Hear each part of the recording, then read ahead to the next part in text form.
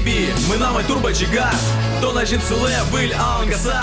Супер удмурты – это смесь сразу 3 языков и, видимо, культур – удмуртской, русской, английской. Игры слов в речитативе предостаточно, так что специалисты-филологи усмотрят здесь просто набор слов под рифму. Но смысл есть, утверждает автор, удмуртский Улла Пала Бой, он же Богдан Анфиногенов.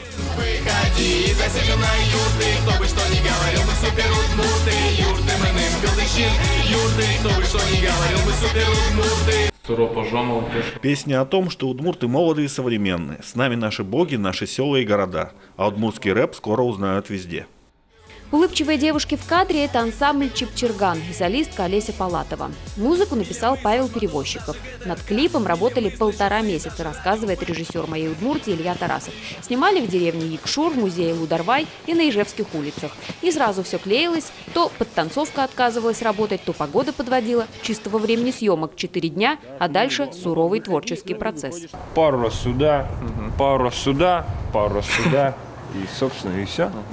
В ротации «Супер удмурты» только сутки, а в интернете уже 1000 просмотров. Отзывы, конечно, разные, но этот съемочную группу очень вдохновил. Первый раз дослушал удмуртскую песню до конца.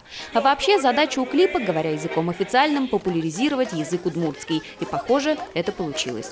Да всего в меру хотелось бы, чтобы можно было и посмеяться, и погордиться за Супер Удмуртию. Следующий год в России объявлен годом литературы. Богдан Анфиногенов уже решил, переведет на удмуртский речитатив удмуртских классиков. И очень возможно, что появится новый клип.